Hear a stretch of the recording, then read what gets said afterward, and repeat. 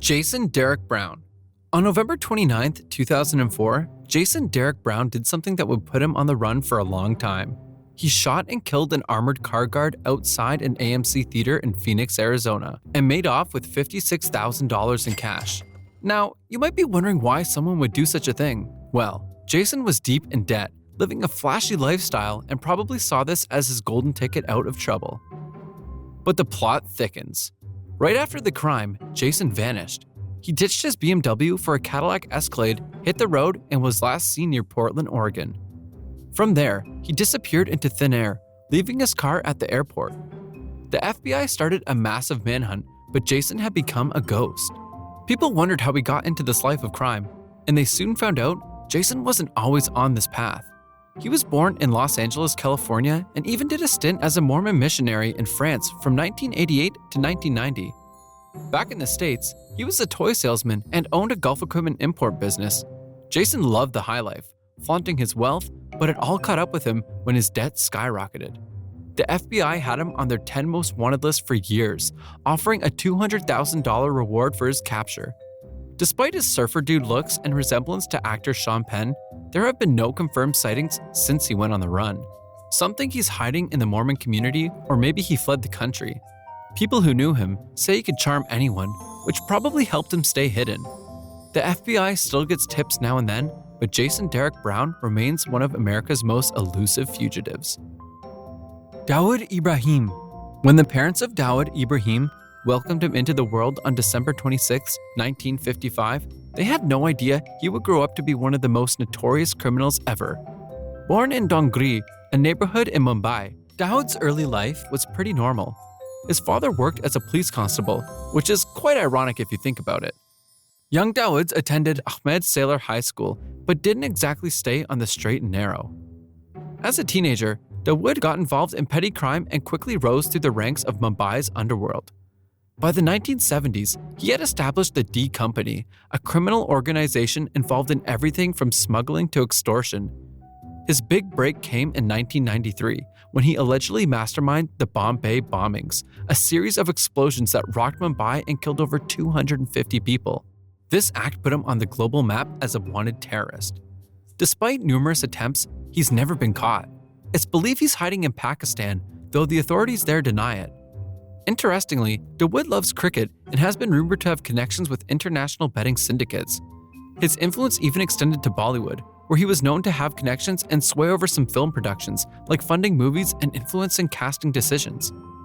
The FBI still wants him, and even the National Investigation Agency has announced a cash reward of approximately $33,000 for any information leading to his arrest. Some say he's living a quiet life under heavy protection, while others believe he's still running his criminal empire from the shadows. Semion Mogilevich. When people heard of Semion Mogilevich's crimes, they were stunned. His criminal activities included large-scale fraud, running a prostitution ring, money laundering, drug trafficking, and even smuggling nuclear material. Known as the Brainy Don, Simeon was born on June 30, 1946 in Kiev, Ukraine. From an early age, he showed a likeness for getting involved in shady activities.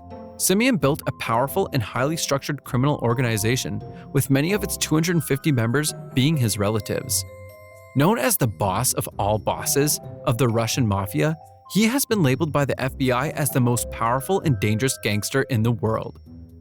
His influence spans globally, with connections to top government, military, law enforcement officials, and powerful politicians. Do you know Simeon has a degree in economics? This he used in furthering his criminal activities. Despite being married with 3 children and leading a lavish lifestyle from his illicit gains, he managed to keep a surprisingly low profile given his notorious reputation. Now, let's talk about his run-ins with the law. Despite being arrested in Russia in 2008 on fraud charges, Simeon was released the following year. Since then, he's been on the FBI's radar. They're still hunting him down, offering a $5 million reward for information leading to his arrest. Some say he's hiding in Russia, enjoying the protection of powerful allies. D.B. Cooper. When Florence Schaffner was handed a note from a passenger named D.B. Cooper on November 24, 1971, she thought it was just another lonely guy's phone number. But when she read it, her heart skipped a beat. The note calmly stated that he had a bomb in his briefcase. Cooper, dressed in a business suit and dark sunglasses, had just hijacked Northwest Orient Flight 305 from Portland to Seattle. Cooper was cool and collected, demanding $200,000 in cash, 4 parachutes, and a fueled truck standing by in Seattle. Once the plane landed, he released the passengers in exchange for the money and parachutes, but kept some crew members on board. After refueling, he instructed the plane to fly towards Mexico City at a low altitude and slow speed. Then, in a move straight out of an action movie, he jumped from the rear stairs of the Boeing 727 into the dark, rainy night somewhere over the Pacific Northwest and vanished. This guy became a legend. Despite an extensive manhunt and investigation, he was never found. Do you know what's fascinating?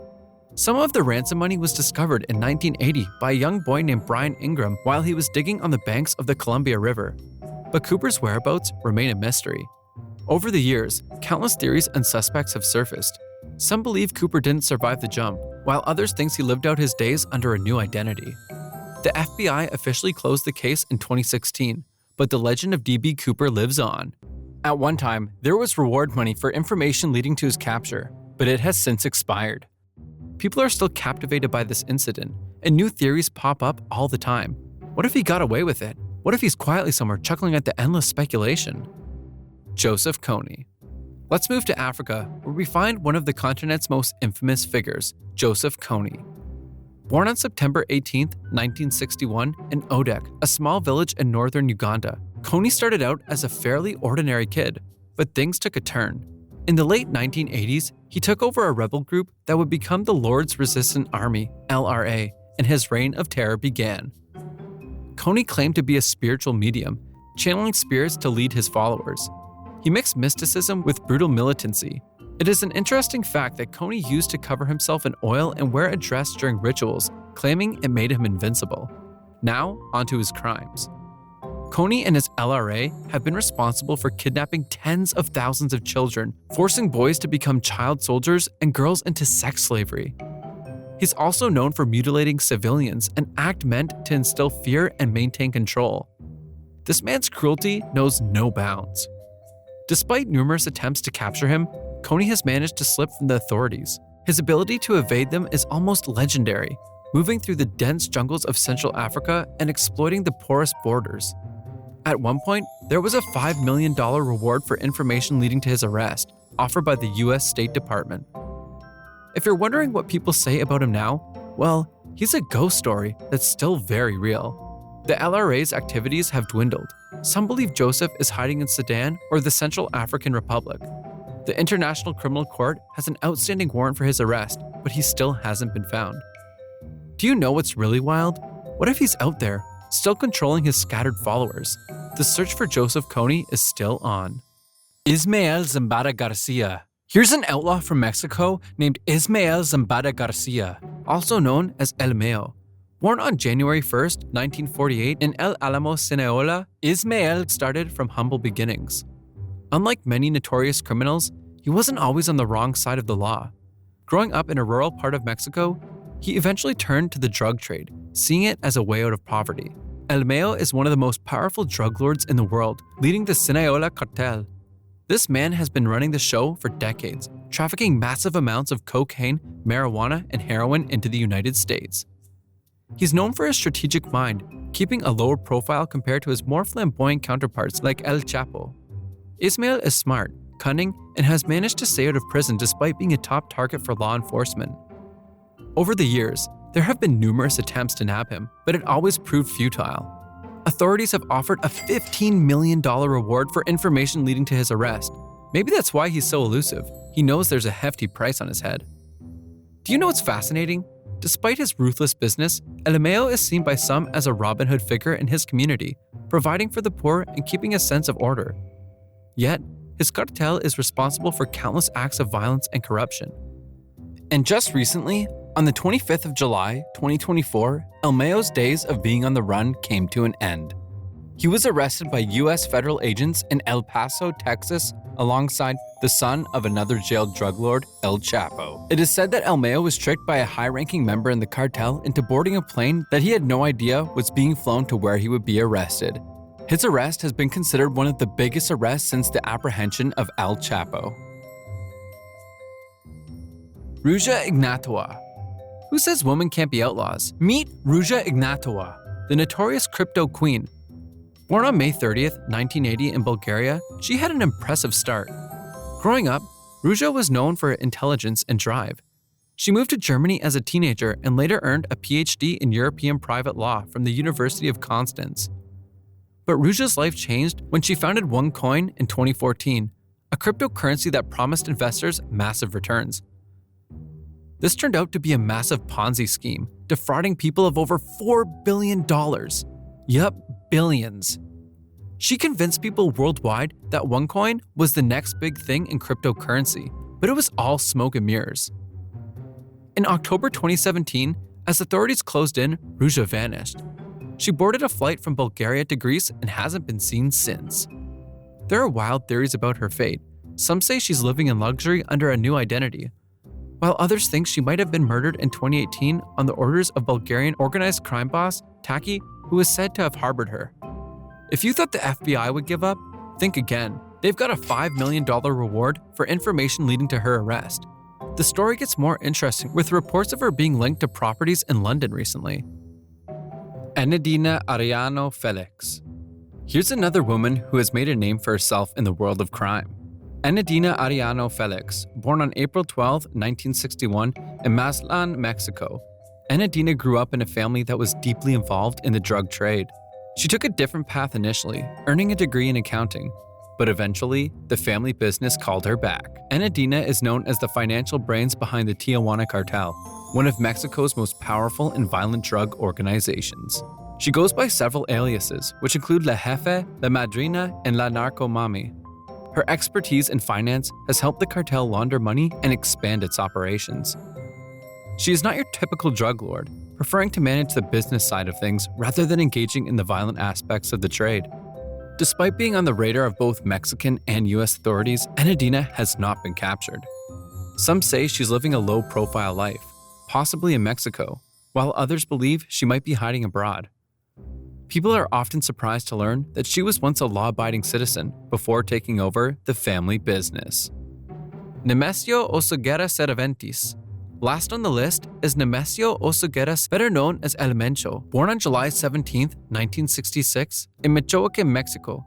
El Mencho grew up in poverty, working in the fields before turning to a life of crime. Today, he's the leader of Jalisco New Generation Cartel, CJNG, one of the most powerful and dangerous drug cartels in Mexico. El Mencho is the most wanted person in Mexico and ranks high on the list of most wanted individuals in the United States. El Mencho's criminal resume is long.